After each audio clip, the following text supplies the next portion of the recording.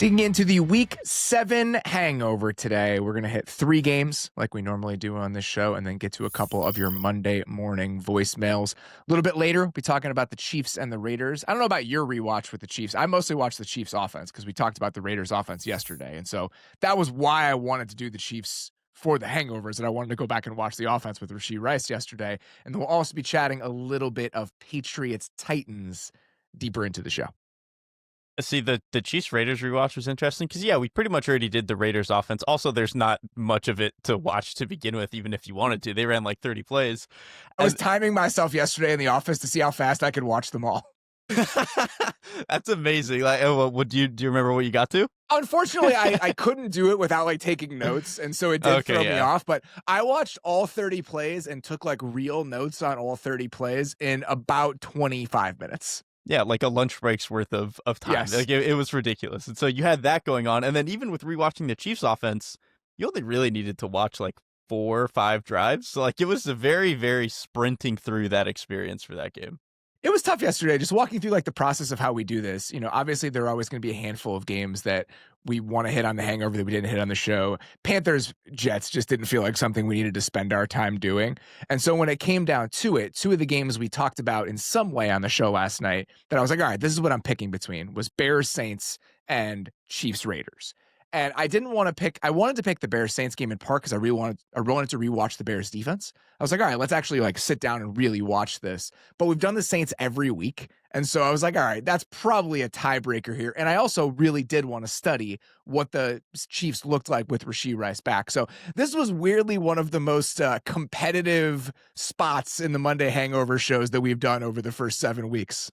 It might be really the only time where I feel like we've had to cut teams. Like we've had 1 or 2 decisions where like we get to recording and we cut a team because some news breaks or whatever it is. But like this was the first time I feel like prepping the show, we actually had to cut somebody out, kick them out.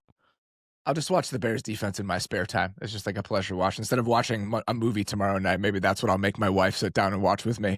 She'll sit down at like 7:30 on the couch and I'll be like, this is what we're watching tonight. She'll be thrilled about that. Let's start with the Sunday night game from last night, which was a notable outcome, right? I mean, this is a Falcons team that had one of the more impressive performances of the season last week in beating the Bills on Monday night. Their defense played excellent. The offense did enough to win that game. You saw some flashes from the running game and what they want to do from Bijan. And then they come out and kind of lay an egg against the Niners last night. The Niners win this game 20-10. Where do you want to start this game? Like if you had to pick like your most important takeaway from the Niners Falcons game last night, what would it be for you? Probably the Niners defense in general, or at least like that side of the ball, because I think there's plenty to talk about. I'm happy to start there because I don't know if that defensive performance from the Niners is going to be the most important lasting thing from this game, right? Like I think they'll probably struggle as the season goes on just because they don't have enough talent. I think that the Falcons' struggles on offense may have a bigger impact on like the season overall just because we think that unit is supposed to be good. And so the long-term implications of the game might not be rooted in the Niners defense, but my number one thought while rewatching that game last night is, holy shit, like good for those guys. Like every single, that group, the 11 on that side of the ball collectively, whoever the hell was out there, Kyle Shanahan said it at halftime and you really felt it when you rewatched it. They just played so hard. Like that collective group just played their asses off for the entire game. They deserve so much credit.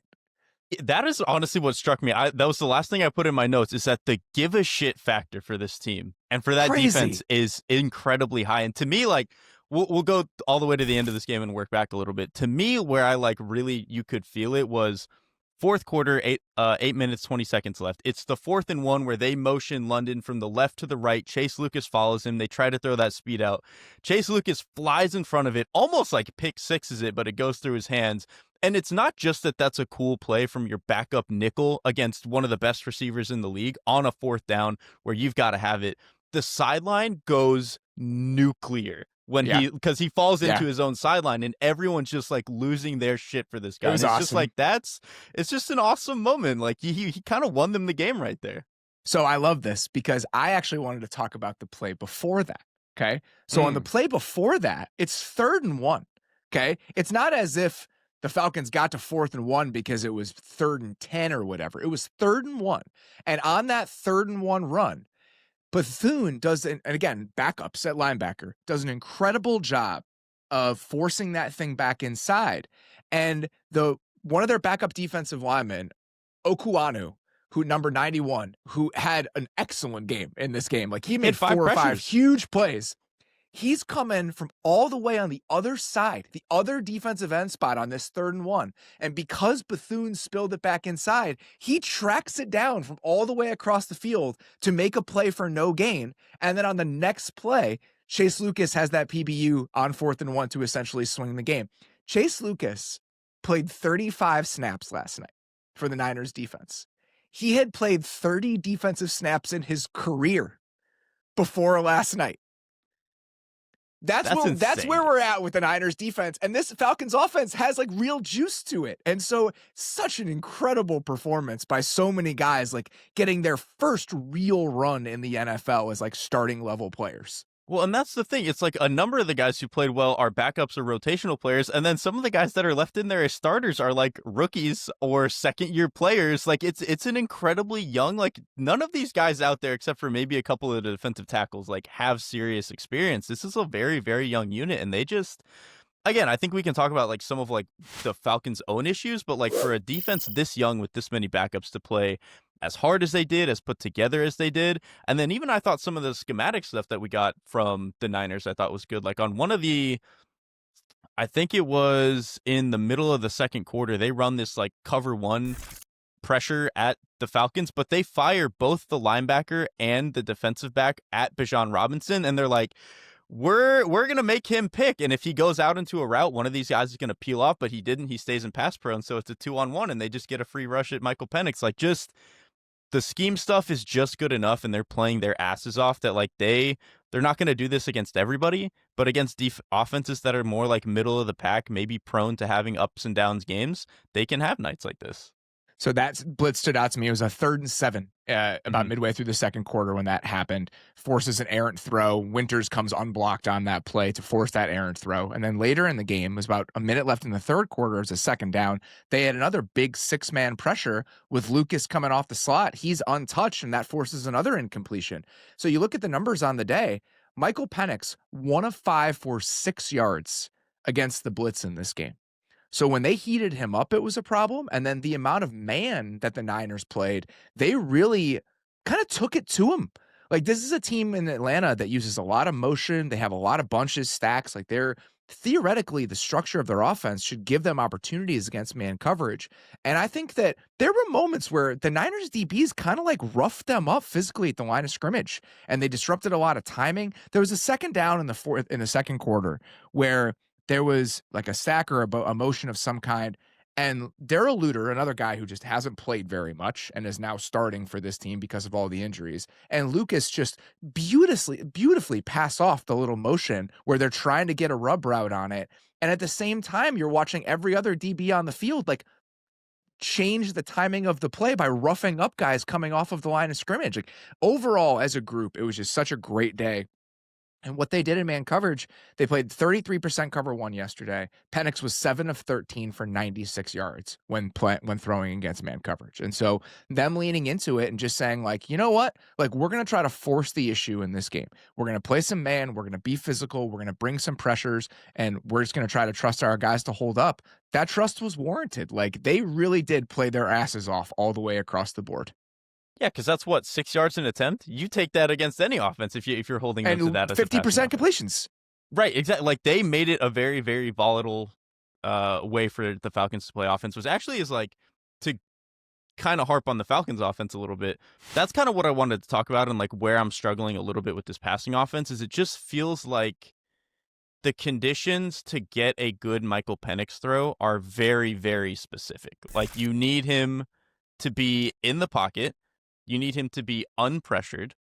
And I think preferably you need it to be against zone, because I think we've talked about like sometimes his ability to like layer throws over a man coverage defender, certain stuff like that, like lead guys out. You just need all of these things to line up. And when the offense is rolling and like when the run game is rolling, and so they can get into some of their play action stuff, they're in healthy down and distances, all that stuff, you can get those conditions more reliably. But in a game like this, where the Niners defense was flying into the box and hitting Bijan Robinson at the line every single play, you just weren't able to get as much of that. you feel the volatility in this offense when you can't just rely on the run game the entire game, right? So they had 20 carries for 60 yards. They had a 39% rushing success rate in this game, Atlanta did. So when you can't have that be the consistent engine of your offense, you just really feel how disjointed this thing can get. And last night was a perfect example. I have a weird theory for you, and I'm curious what you think about this. I think right now, the offense is better when Darnell Mooney is hurt. That has technically been true, but I would like to see what do you think that is potentially rooted in? They force feed Drake London more than they would in like ideal conditions, and I think that overall you want a better collection of good players on the field, right? You want more of them, and I think Darnell Mooney is objectively a good player. Darnell Mooney had a great season last year. But I think that them deciding we're just going to throw the ball to Drake London on like 50% of dropbacks and manufacture ways to get him the ball, it makes the offense more focused than whatever it is right now.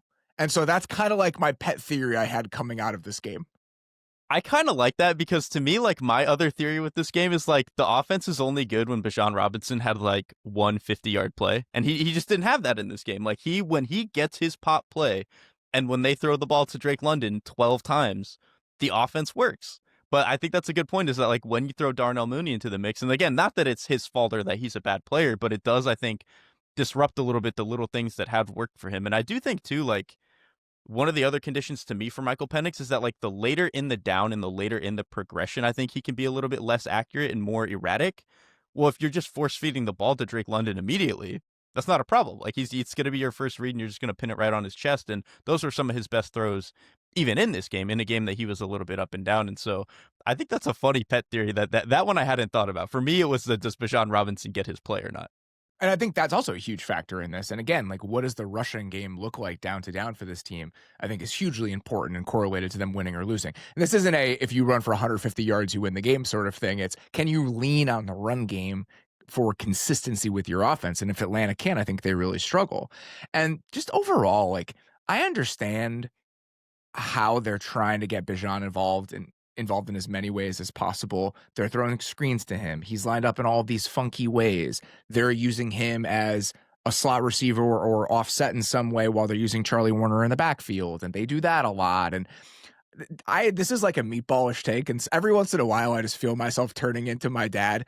And when I was watching the Falcons last night, there were some moments when on their second drive, when they have all of these screens that they're getting blown up left and right, everything looks so horizontal, and I'm like, stop this shit.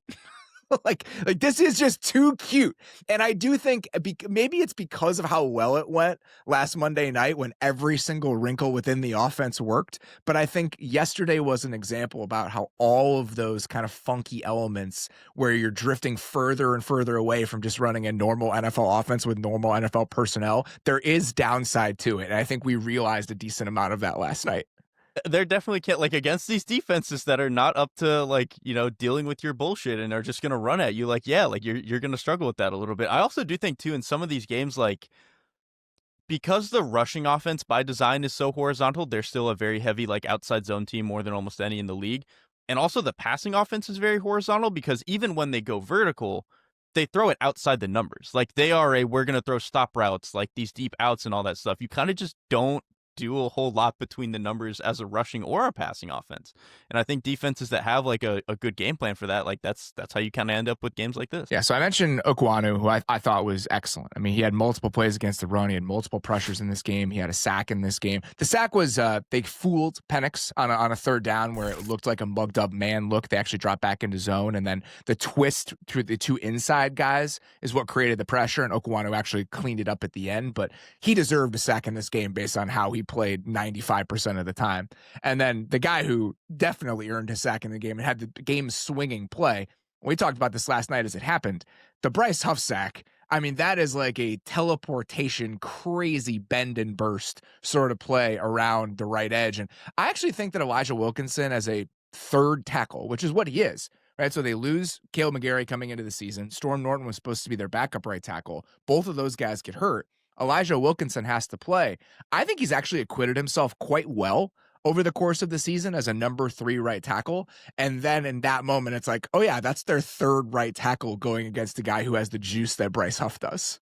Yeah, against a guy who the entire reason that he's on the roster is that on passing down situations like that, he can do exactly that. And I think, again, Bryce Huff, like, I know he had the weird year last year where he just wasn't a fit for what that team was doing, but then he comes here and, like, yeah, it's a 4-down front where we just need a guy who has juice on passing downs. And he's been, I think, every bit as good as they wanted him to. And, like, he did a lot in this game. Like, obviously he has that sack, but he also had 5 total pressures in this game. And you felt him when they really needed to generate pass rush, which without Nick Bosa, I think the first couple of weeks without him were like, are they going to be able to generate pass rush? But I think today, between some of the blitzes they brought, between Huff having a good game, like they found enough against some of these offensive lines. Let's talk about the other side of the ball. I mean, we talked about this coming into the game. We did a deep dive on the Falcons offense in our Week 7 preview. And we talked about how Atlanta on passing downs, if you get them into those 3rd and 7, 3rd and 8s, they are terrifying. Again, the way that they've been able to bring heat and send extra bodies, they've really bothered the passing offenses they played against. But if you can sit there and you can run the ball with them, you can control the game. That is something they struggle with just because of how they're built. Divine Diablo gets hurt in this game, so that's just one more area where it's like, all right, if we want to really go after them, we can. And that was fun to watch from this Niners team. This is a Niners team that historically, it's a lot of zone runs, a lot of horizontal runs. You don't think of them as like a downhill physical run game. And then there were several moments in this game where they put their hard hats on and they were like, we know that's kind of what my biggest takeaway from both sides of the ball is. This is a moment from Kyle Shanahan, from Robert Saleh, from that entire staff, which we know what we need to do to win this game. We know what we need to accomplish to win this game. And what they did on the ground is exactly that. There was a play with about 11 minutes left in the 3rd quarter where it's just 2-back power from 22 personnel, where they got Juszczyk leading up, they got a guard pulling around, and they are just running the ball down your throat for 15 yards. And there was a lot of that in this game from the Niners. I think there have been moments where this group and just the way they're built up front gets out-physicaled by some teams. They were the aggressor and they were the enforcer on that side of the ball last night, and it's not really complicated. That's why they won the game. And having George Kittle back to do some Huge. of that was Huge. Massive in this game. Like, they have, again, the offensive line, I think, by themselves can be a little bit up and down, but when you get Juszczyk on the field and you get Kittle on the field, like, to me, one of their coolest runs that they had was using those two. Like, they had Juszczyk to the right side, Kittle to the left side, and they start to motion Juszczyk over to the left and immediately shoot him back out right to kick out the end. They did this a couple different times, and I think that's because the ends played so wide that they think that they can get a lot of displacement there and create some of that space right off tackle. They did it twice. And that's what they did. So, like, you open up the right side of that crease by kicking out that wide end, and then they actually, like, it starts to look like split zone with Kittle coming from the left and coming from the left, and then the offensive line moves to the left, so it looks like you're splitting. And so normally the back would step left with the offensive line, but he doesn't. He steps to the right and follows up with Kittle, and it's just like them finding these little ways to, like, okay, where's the air, where's the space in this run fit, and just attacking it. And also, like, I think the schematic stuff was good. CMC has been quietly, like, phenomenal this year, dude. He was fucking crazy in this game. Like, the vision and the feel, like, any little crease, he was making the most of it. And credit to the line, too, because I think that they feel that. There was a play in the 3rd quarter where it was like a 3rd and 4, and they did this multiple different times in this game, where the Falcons are in, like, a pressure look on 3rd down, and the Niners are like, okay. And we're going to run the ball straight down your throat on 3rd and 4. They did it in the 3rd quarter, and Colby who's playing left guard for them right now. Again, he's a backup left guard for them. He hangs on his block on Ellis just enough after Ellis was mugged up to give CMC like the tiniest sliver of space. And that happened 4, 5, 6 times in this game where you watch it. There's not some massive hole, but because everyone is accounted for in some way, there's a hat on a hat, even though there's not a lot of daylight. He is finding the daylight every single time they are giving him the ball. Christian McCaffrey is playing at an absurd level right now. Well, and even to tie it back together of, like, guys just, like, doing what they can for Christian McCaffrey, his second touchdown, they drag him into the end zone from, like, 3 yards out. That's right. Like, the line and everybody else deserves the credit for that one. Yeah, they were just like, Christian McCaffrey, like, he kind of got hit like 1 yard after the line. He's like, I'm just going to get what I can here. We're inside the 5-word goal line, and everybody just yanked him in there. And so that was really good. I also thought CMC he almost scored a touchdown on, I think, one of their earlier drives, and they ended up scoring like 2 plays later. He ran it in, but they had, I want to say it was a passing play, maybe a play action, like in the middle of the red zone. And Christian McCaffrey is initially pass protecting, but the play gets a little bit late in the down. Nobody's open. Mac Jones starts to scramble out to his left. Mac Jones, creator. Like, yeah, Mac Jones, the creator. That's exactly what they brought him in here to do. And he moves out a little bit to his left, and CMC's like, all right, I'm not blocking anybody. And he just slips out, and Mac finds him. Like, just they're when they have enough of their guys with CMC and Kittle and a quarterback who generally can do the right thing, this offense can find answers and move the ball. And I know they only scored 20 points, but again, they're still so banged up. And for them to have this game and control it the way they did, like they weren't explosive, but they ran the piss out of the ball, and their passing game outside of like a one weird tipped interception was like pretty efficient for the most part. They moved the ball down to down pretty well in this game. And so again, yeah, they weren't that explosive, but that's not what they needed to be. And that's kind of what it gets back to it. At the core of it, what did you need to do to win this game? And I think they've really done a good job of kind of zeroing in on that. This game and the Rams game, both, with the current state of this team, they deserve a lot of credit for their ability to just kind of keep kicking away at it week after week. And so they're sitting there at 5-2 now. Like, this team is very likely going to make the playoffs despite everything they've endured. And I think it speaks to the gap between these two teams right now, is that the Falcons, in little tiny ways, you just feel like there's something missing, right? Like, they aren't finding little tiny edges and little ways to win the game on offense the way that the Niners are right now. And I think the Niners deserve a lot of credit for just the ingenuity and the resourcefulness they've been able to tap into with this version of the offense. But I'm 100% with you. I think Kittle coming back is huge. He is so good when he is coming across the formation as a puller at keeping track of guys in space. Like, his ability to redirect and recover as, maybe a guy will dart inside, or just like it's a little bit of a different picture than it was supposed to be with how you would draw it up on the chalkboard.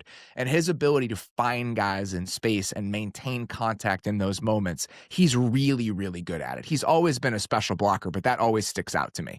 He will give the runner a chance no matter what. It might not be the best block he's ever thrown, but he will give them a chance. And when you give a runner like Christian McCaffrey a chance, that's a pretty sweet combo.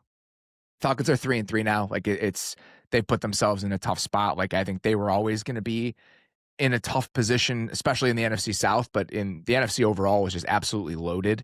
And so to lose a game like this, I mean, your wild card chances, this is a big hit. This is one of those games where you'll look back on at the end of the year, you'll be 9-8 and on the outside looking in the playoff picture, and this will be one of the games that you're thinking about. All right, let's get to the next one here. The Chiefs blank the Raiders 31-0. Again, I think we're going to focus on the Chiefs offense in this game because we talked about just the absolute putrid nature of the Raiders offense last night. Anything notable about the Chiefs and how they approached their offense in this game with Rashee Rice back that you wanted to start with? I mean, a lot of it, like the Rashee Rice stuff, I don't think they did anything like particularly interesting. I would say I totally agree. I think Brashard Smith was the most interesting piece of the Chiefs offense in this game. Yeah, like to me, it wasn't really about Rashee Rice. Like, I think it was cool that they had, I think, the second touchdown for him where they throw it to him, where they just go like 4x1 and just like throw a back shoulder pin route on him. It's like, okay, I guess it's cool that they didn't really have someone they trusted in the offense before, and now they have Rice back so they can do that. But that's not like that cool schematically, really. I think that's notable for one reason. And my next gen was not working this morning because there's been some like internet issues all across the world today. But I wanted to look this up, and we'll look it up later. I'm curious how many routes he ran as like an isolated receiver, as like an isolated receiver in this game, because anecdotally, it did feel like they were using him in some more of those situations than they had before. Like, you think about it, there's a moment he has early in this game where it's a 2nd and 11. He runs a little option route from the left side in the slot against the linebacker and just dusts, I think it was Devin White. That's what we're used to seeing from Rashee Rice in this offense. For the most part, those are the situations he's been put in since he got to Kansas City. It's a lot of inside snaps where he's running routes over the middle of the field, and we're getting him the ball in space with yak opportunities. And he's been very good at that, right? Like, they missed having him when he got hurt last year, not having a guy who could do that and kind of create instant offense. So watching him in this game play a little bit more outside and a little bit more in like isolated spots, I'm curious if that maybe is like the next little bit of evolution in what they see from him as a player and what they see from him in this offense, because we never saw him and Hollywood Brown play at the same time. And so this is the first time we've seen these three guys on the field together. And so that's just like one little detail that I think might be a tiny bit different than what we had been getting the last time we saw Rice on the field. Which I'm excited about, because I think what's funny about Rashee Rice is when he was coming out of college, I did envision him as more of like that's what he was supposed to be. Yeah, exactly. Like he was like, okay, he's outside. He's not necessarily a burner, but like he's pretty explosive short area. He can go up and catch the ball contested. And then they just make him like this power slot yak guy. And it was like, all right, that's not what I thought, but he's an extremely productive player. So this is He's fine. very good at it. Yeah. Right. But now they have enough, kind of like you're saying, enough pieces in the offense that they can move him out of the slot. Because obviously, I think Worthy can do it. Hollywood can do it. Travis Kelce can line up in the slot. And now he probably is their best bet to just like, can you stand outside and just like bully someone for a little bit? And so if that can be more of their offense, I would be excited about that. I also just think like you can feel how much, at least this Raiders defense, was stressed by having three receivers who like can actually run. Like Rashee Rice, Hollywood Brown, Xavier Worthy, like those are guys who, if you give them a little bit of space, it's going to be a problem. You could feel how well the Chiefs were using that and how like effectively Patrick Mahomes was throwing into zones, which you've talked about that all year. He's been fantastic at that. And I think it really is, to me, like underrated how quickly Mahomes can get the ball out against zone, like how well he sees it, how well he throws it. It is like as good as Drew Brees or Tom Brady ever was. Like I really mean that. And he just does that, and also the cool stuff. I love watching when you're going to play a ton of zone against it. So the Raiders came into this game playing 87% zone coverage. They played 91% zone coverage on early downs coming into this game. So what did the Chiefs do? They got every zone beater in the book is up for this week against the Raiders, and you saw all of them. And what I think the Chiefs do such a good job of when teams are going to play that amount of zone against them, they do a great job of just creating space. Right? Like the spacing in their zone heavy passing game is phenomenal. There's always a flat control. They're always doing a great job of creating tension within those zones and giving him space to throw the ball. But this is an area where they do such a great job of weaponizing the space within the offense horizontally. Right? Because the space that they can create in stretching those zones horizontally, they have more speed on the field than just about any team in the league. But where their speed is most dangerous is not vertically. It's in stretching teams this way across. And so it's just a different way to think about weaponizing speed within the offense. But when you're going to play them this way, that's where you feel how dangerous that speed is. He was 19 of 23 for 258 against zone coverages in this game. It's a non-starter. Like if you're going to play them this way, you have no shot.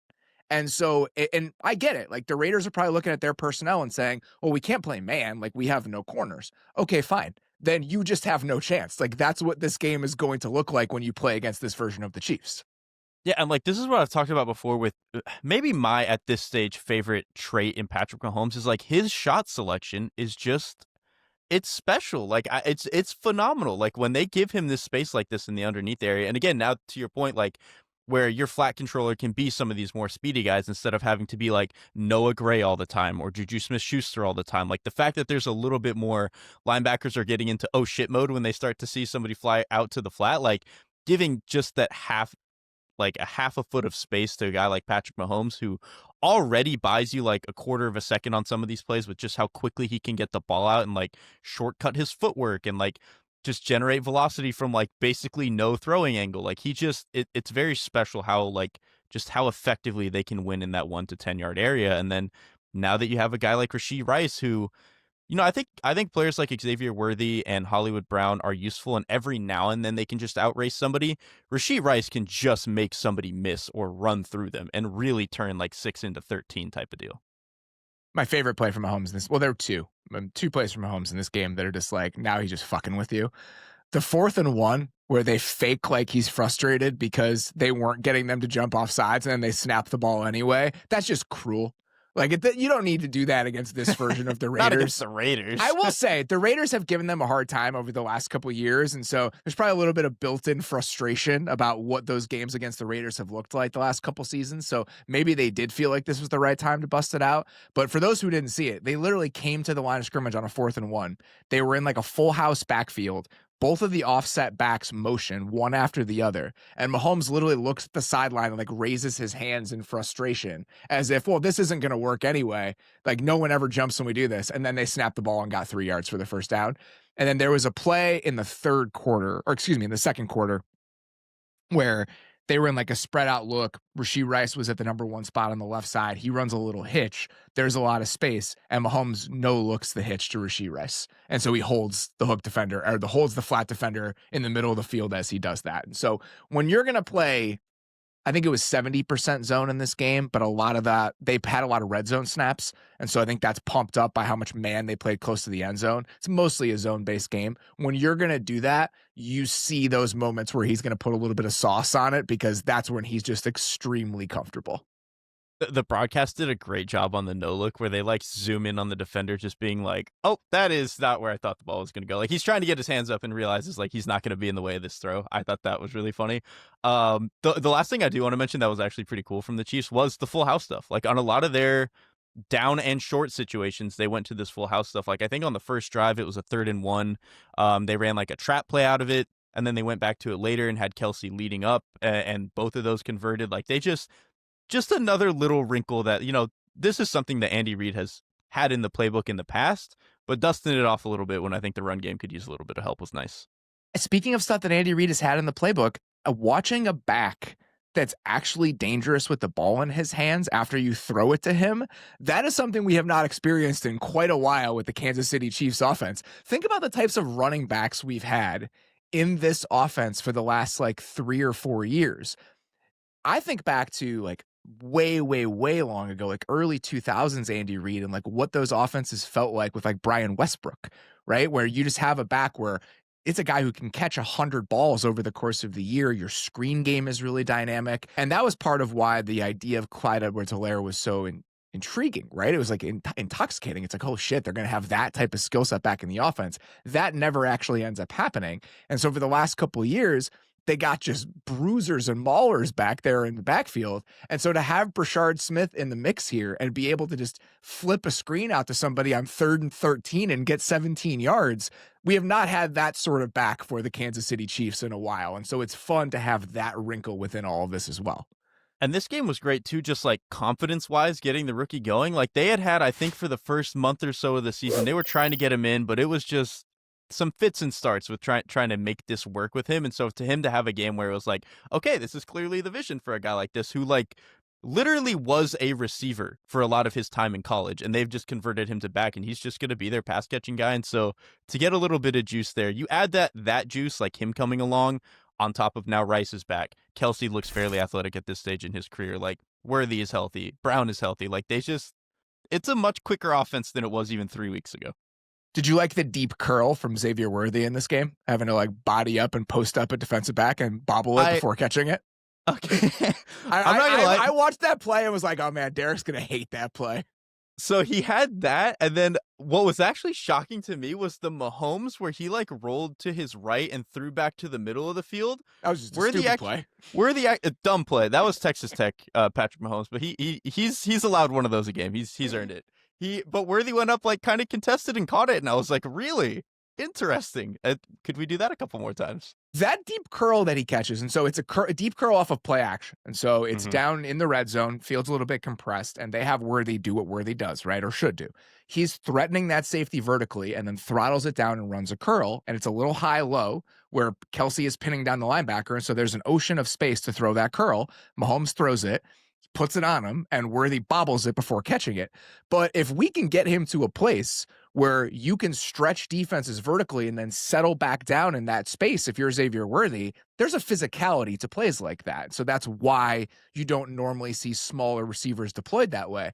But if he can start doing a little bit of that, that is like one more little wrinkle within the offense. I don't think I've ever seen him do that before they tried to do that in this game. Really can't picture many other, at least like not, as a pro, like maybe a couple times in college he did that, but not as a pro, him doing something like that. All right, which Drake Maye throw do you want to start with? Man, that's a great question. He had some delightful ones, and they were damn near all complete, which is the crazy thing. I really did think, like, just like design-wise and like just how fun it looked coming off his hand, the post route he throws to Kayshon Boutte for a touchdown was just like incredible. So here's the only reason why that was not my favorite throw of the game. So just a little bit of context. Maye completes 91.3% of his passes in this game. that is the single highest game completion percentage in any Patriots game of all time, including all of the games that Tom Brady had. And so that's the type of performance we're talking about from Drake Maye yesterday. Hat tip to our producer, Katie, for throwing that in there. But so that throw, the only reason that's not my favorite is that watching L'Jarius Sneed in this game was sad. We're kind of past any good play from him, probably. So he goes out in this game with a quad injury. It's a quad injury that he's been dealing with. The quad injury is what kept him out for like a good majority of last season. I just don't think he's ever been healthy. And so you're watching him just kind of drag it around yesterday, and they just picked on him over and over and over again. That post route that you're talking about, it's just quarters, and Booty just runs right by him.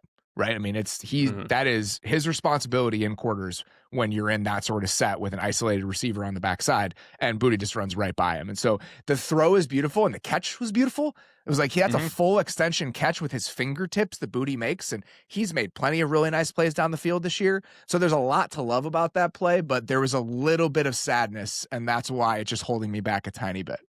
I honestly get that. Like, that's a fair, like, when you're like, especially knowing how good Sneed had been before, like it's a little bit tough to watch. I will say I wanted to go back. So the stat that Katie had dropped in of Maye, that was the highest a Patriots quarterback has ever completed. That got my gears turning a little bit. I was like, how many games like this in general have we gotten from quarterbacks? And so the parameters I set were threw the ball at least 20 times. Like, there have been some games where a quarterback throws 12 times and completes them all. Who cares? That's fake. So I set it at 20 times, 90% completion, and at least 8 air yards per attempt. So this went back to about like 07 when we were and 8's pretty good. Like eight right. is not a small number. Right, that's why I wanted to put it at 8. I was like, you're at least like trying to play quarterback, which like Maye even said in his post-game conference, he's like, I wasn't trying to be a check down Charlie, which the air yards would tell you he certainly was not. And so we've only had 4 games like this since 2007. Rivers did it against the Chiefs in 2012. My guy. Purdy did it. Yeah, of course Rivers had one of these where he's completing a million passes. Purdy did it against the Cardinals in 23. Jaden Daniels against the Bengals last year, and then this game that Maye had on Sunday. He is so fun to watch right now. That's what he's been doing all year. Like you combine the efficiency with the aggressiveness and the explosiveness. I mean, that's what makes him so dangerous. It's made him one of the best quarterbacks in the league so far this season. And so you see all of that in this game. My favorite throw is the post route was great. There are 2 that I would probably pick out. The whole shot he hits to Matt Collins down the right sideline against cover 2. It happened. I can't remember at what point in the game. I think it was when it was tied at 10. And he throws this ball to Matt Collins down the right sideline. The corner is underneath that throw.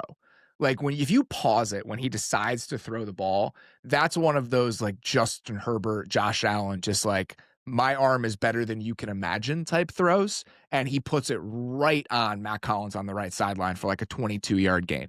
So that one was definitely up there. The other one, he makes a throw down the left side at one point in this game on a fake screen. Right. And so they fake the screen to the left side. They release a receiver down the left side of the field. And I think it was Draymond Jones puts Will Campbell like back into Drake's lap as he's trying to make this throw outside the numbers down the field. He can barely step into it. He has a guy in his face, and he still somehow gets the ball out there 25, 30 yards in the air for like an 18-yard completion. And so just multiple different moments in this game, you're just reminded of how the ball explodes out of his hand. And the physicality that he brings to the position and like what that arm strength and size does, those are the moments where it shows up. Like he's just able to access certain throws, even as things get dirty around him, that guys with lesser arms can't make. Yeah, and like on that throw, he kind of has to like raise up a little bit to make sure he's getting the ball up and over the top. Like his ability to adjust in those scenarios and still ball explodes out of his hand is phenomenal. And like on that throw, and then obviously the Matt Collins throw, he, in my mind, like a go ball and like a back shoulder and like a stop route, they're like all kind of in the same bucket of like, if you can make one of those, like to me, they're all kind of bucketed because sometimes they're just adjustments off the same route. I don't think anyone in the league is throwing them better than Drake Maye right now. Like that like 15 to 20 yard where he's just throwing it on the numbers outside a guy, like he's just putting it on him like every single time. It's incredible to watch. And so he had a number of those in this game. And then what I think to me has been really striking about the way that he plays is I think every now and then when he's pressured, he goes into silly mode. But for the most part, like within the construct of a play, he is as calm as anybody in the league right now. He is so decisive. Like the way that he'll go 1 to 2 to 3 in his progression is good. And then even in this game, there were 2 or 3 times where he is just gets to the top of his drop, maybe takes one hitch to see if it's there, and then he just runs as a scrambler. Like just goes, doesn't think about it, gone for 10 yards. And it's just like, that's efficient quarterbacking. When I watch him as a scrambler, and this was in my notes, it's such a reminder that scrambling is a natural skill that you have a feel for. Like there are guys who are just scramblers because they understand when that space is there because they feel that the space is there. The first time that he takes off in this game, it's an 11-yard scramble on their first drive.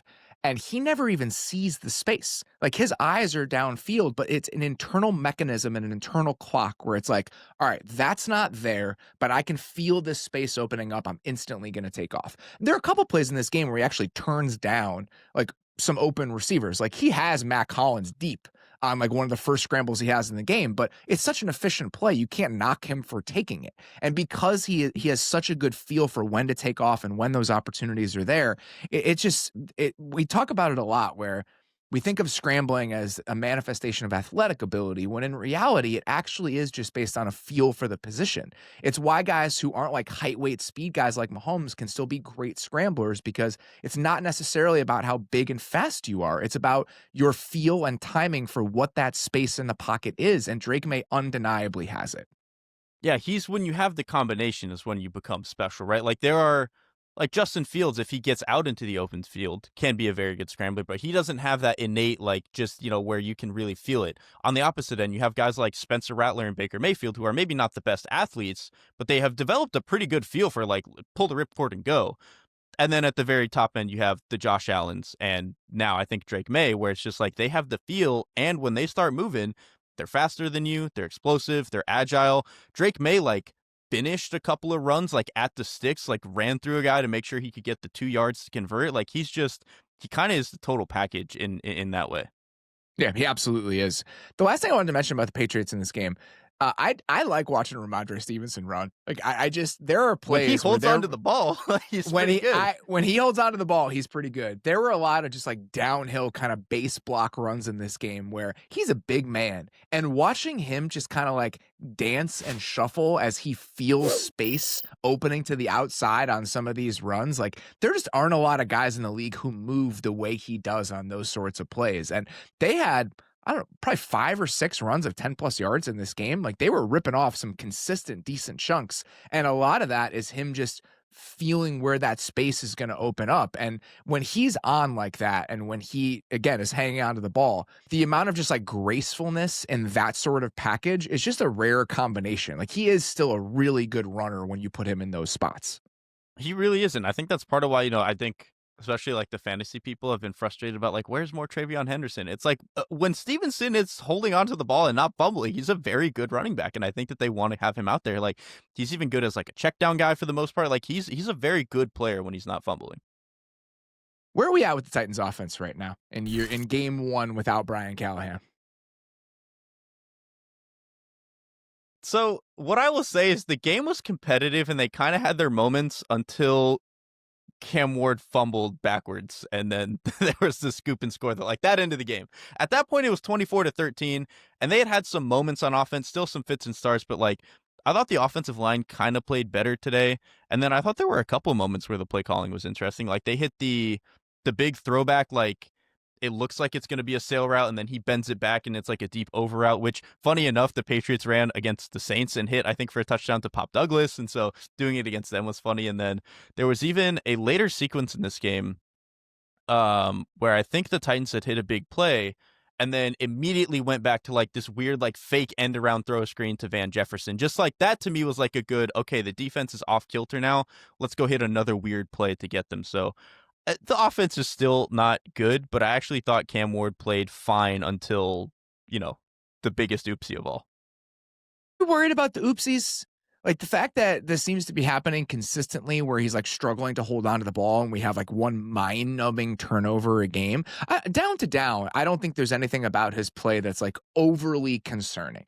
Like there are some sprays, the details about the offense are just off, right? Like every once in a while, you're just going to have bad timing with him and a receiver where it looks like a bad miss, but I think that's more about details than it is about accuracy in this offense. And I actually think there were some really nice moments from him today. I mean, he rips a crosser to DK against cover 2 on their second drive. That's like, oh shit, like you can absolutely get on board with that. And it was right before that 38-yard touchdown.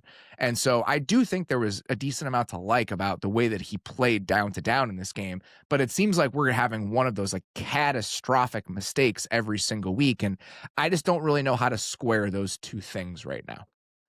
I mean, they're pretty unacceptable. Like a lot of them are just like stupidly bad. I will say, I think he is already a player who I think is prone to some volatility with the way that he plays. And because the team is so bad and he's constantly having to try to dig them out of holes, I think that he can get a little bit just like antsy and some of that stuff happens. What I will say is like, this doesn't excuse it, but like, early Lamar Jackson was kind of this way. And obviously the down to down was way better because he had that MVP season. But like early Lamar Jackson fumbled the ball a lot and just did weird stuff like this. And so obviously I don't think that Cam Ward is that good and probably will never be because that's just an incredibly high bar. But I think the down to down stuff is more worth hanging on to for now. Like if he's still doing this in year 3 and year 4, then I'm going to be like, all right, man, we've got to grow up at some point. But 7 weeks into like a disaster mode season, I'm like, this sucks, but so does everything else about this team. It's fine. That's kind of where I fall as well. And maybe we're giving him a little bit too much leniency by framing it that way, but that's kind of where I fall as well. All right, Beller, lay the first one on us. What do we got? Hey, this is Terry from Chicago. Depleted Titans fan. Really would be ecstatic if the team would just go bankrupt and fold and no longer be a team so I can find happiness somewhere else, get my Sundays back, farmer's market. I don't know what else there is. Today was tough. I feel like we might not have a quarterback yet again, and instead of being able to trade the number 1 pick next year, we might have to use it to draft another quarterback. I only have so much money to spend on jerseys and getting pretty tired of having to buy a new quarterback one every year. Yeah, thanks. So I think I'm properly positioned to give somebody advice in a moment like this, because this feels very similar to what my team had been dealing with for a long time. And I think there's a lot of similarities about where the Bears were at last year. And so the Bears fired their head coach in the middle of last season. And there once again is misalignment between the coaching staff, the front office, and the quarterback timeline. I know it feels hopeless when you keep cycling through these things. And we're there yet again. You have a first-year GM who had been with the second-year coach, and now that first-year GM is going to walk into another arranged marriage next year with whoever the next head coach is. It's hard to find success when you keep doing that, and the Titans continue to do that. If you find the right coach, it can all look so much better so quickly. And I'm not even saying I'm there yet with like the Ben Johnson Bears, but I do think that there's at least reason for hope. And so as you're getting to this point where there is very little light at the end of the tunnel, when you've had this sort of organizational dysfunction over and over and over again, you've cycled through people at the most important positions in the franchise from top to bottom, owner, GM, head coach, quarterback. I know that it can feel like there's nothing good waiting for you on the other side. It takes one guy to change it. And it takes one guy to make that quarterback feel and look like a very different player than he did when things felt a little bit more disorganized and a little bit messier. And so maybe next year, if the next head coach, we get to the middle of next season and it doesn't look any better, I think that's when you can get your Sundays back. But for now, I think I would hold on for one more cycle. Yeah, I would do the same. Like, I'm not going to sit here and say Cam Ward is for sure the answer. We don't know. I like him, but I think there's a lot left out on the table. But I just like, if I were to list off why are the Titans the way that they are and why is their record what it is, I don't think Cam Ward is number one on that list. I think it's the bad defense, the offensive line that's been banged up. He's throwing to like 2 rookie receivers who are like 3rd and 4th rounders in this game and still making some pretty damn good throws, if I might add. So like I don't know if he's the answer, but I think we've at least seen enough there that it's like, let's hold on, let's give him one more shot with a new head coach and see if some of this stuff can look a little bit better next year. And I'm sure that that's the same story that you've heard for way too long as a Titans fan. It's the same story that I've heard that I used to hear for way too long as a Bears fan. Like, at some point, it can be fixed if you get the right people in the building. And that's really all you can hope for if you're a fan of this team and you want to see Cam Ward succeed. All right, Bella, we got one more. What do we got? Hey, guys. Paul, Saints fan, Houston. So, look, I know we're supposed to be bad. We are. That's fine. And we're supposed to lose, and that's fine. You know, give me a good draft pick. I don't care. But let me just list some numbers for you. 9, 19, 48, 24, 14. If you haven't guessed, those are the draft positions for the starting offensive line of the New Orleans Saints, left to right. And they honestly still just look like shit. I do not understand how we've invested this much draft capital over the years, and they're still this bad every single season. So this is really more just a Mickey Loomis rant. Just get him out of the building, please. Like, yeah, whatever. I'm going to let you take this because you are the man that believes in the New Orleans Saints offensive line and their personnel. Where are you at with this group, and can you give this man any faith? Not a whole lot. Like I still think Kelvin Banks is like fine as a rookie left tackle. The guards, it's not good. The guard situation has been bad, which I think we knew right guard was probably going to be an issue for them. But, you know, there was some hope coming this year, like, hey, maybe Trevor Penning could help them out. And I just think when he's played, that has not really been the case. Eric McCoy, I think now is out for the season. Torn biceps. Which is going to be a huge problem for them because I do think that he had been playing well and generally does play well. And so, but they were just in a spot where you had rookie left tackle who was okay, not dominant by any means for a rookie left tackle. And then your center was good, but your guards weren't playing well. And I think Fuaga on the right side has not been playing well for a lot of this season. Like the personnel I think has not been generally playing up to their level, which has been really, really frustrating. And then, yeah, you add that on top of the fact that, like, I like Spencer Rattler, but like when that is the offensive line that he's having to play behind, you're going to get some of these games where he just can't quite do enough. And I think, you know, we kind of joked about it on the Sunday show. This was the first game where it felt like he actually got frustrated. Like the first 6 weeks, he was doing a lot of like, I'm going to keep taking the right play. I'm going to keep taking the right play. I'm going to keep taking the right play. But for the first like quarter and a half of this game, none of that was there. Like the Bears were just killing everything in the flats. Their tight coverage was really good, and he had nothing. And at a certain point, he was like, fuck it, man. Like, I'm just going to start throwing down the field the way I did at South Carolina. And it led to a couple of good throws, but a couple of interceptions. And they even had a dropped interception that he got away with in this game. So, like, it's gotten to the point where it's very frustrating, but I don't know. Left tackle, you can maybe hold out some hope. Everything else, especially with McCoy out now, is pretty tough to look at. How do you feel about this long term, though? Like the multi-year outlook for the Saints with Kellen Moore. I understand that maybe the offensive line hasn't played up to the level you want considering the investments, and this isn't a good offense by any stretch. But the fact that this is a group that has had some flashes, looks competent, like, do you think that in the next 2 years, as this team digs itself out of the financial hole that it's in, right? $62 million in dead cap this year. They're $15 million over the 2026 cap. They have like $130 million in cap space in 2027. Like that will be the year when this team can actually have like a real shot at resetting itself as a franchise. Do you have faith that we can get to that point with this group and this coaching staff based on what you have seen so far? Or does this all seem like kind of a lame duck group as this team enters like another period of transition? I know that's like a loaded question 7 weeks into the season, but I feel like they've been competent enough where we shouldn't put too much weight on a disappointing day yesterday. There's enough where I'm willing to, unless this just falls apart for the next 2 months, I'm willing to like give them next year. Like, I think they have done some interesting things on offense. The quarterback looks better than I think that we thought he would. And like with the offensive line, I know it's not playing well, but to me, like if McCoy comes back at 85% next year, Banks takes any sort of a step as a young player, and you fix the right guard situation, I don't know if they're going to be like a kick-ass offensive line, but that should be much better than the product that you're looking at now. And so like I don't know why I'm weirdly optimistic with this team. Like, but it feels like there's enough there that I'm like willing to kind of run the string out here.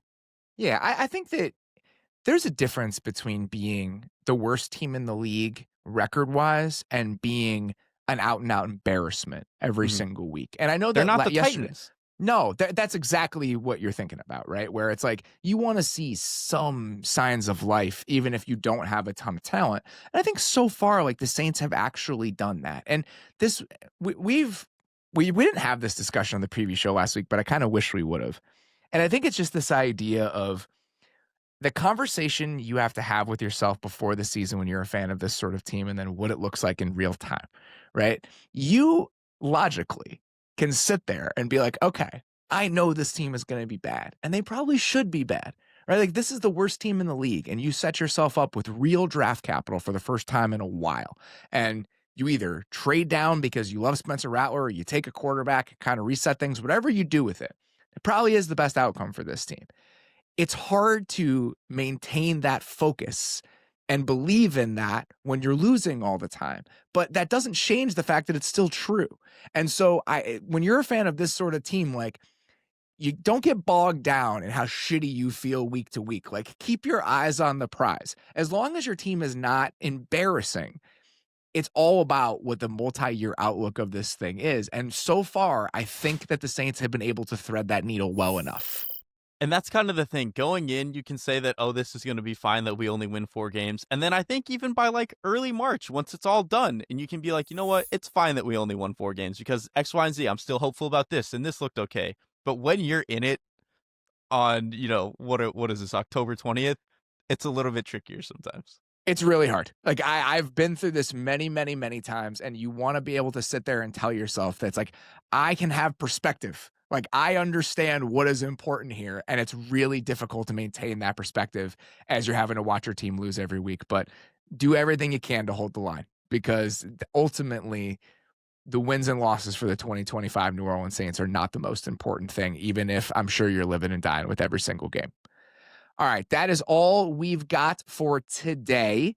Please be on the lookout in the YouTube feed for our dual recap show from the Monday night games. We're going to be, obviously, we're recording this on Monday afternoon, but that will be available to you in the YouTube channel feed by the time you're listening to this show on Tuesday morning. We're doing a ton of new stuff on YouTube this year. I'm doing a weekly video series called Did You Notice? I did a video about the Colts pass catchers being what I think might be the best position group in the league so far this year. Derek did an excellent video about the Seattle Seahawks pass rush plan against the Jags a couple weeks ago. So along with the shows, there's just a ton of standalone, like bespoke video content coming your guys' way this year. We've really enjoyed doing it, so encourage you to check that out. If you're watching this on YouTube, please like and subscribe. Really excited about all the stuff we're doing over here, so hope you guys are enjoying it as well. For now, that's all we got. Appreciate you guys listening. We'll talk to you very soon. Thanks for watching. Follow The Athletic Football Show wherever you get your podcasts. And don't forget to subscribe on YouTube.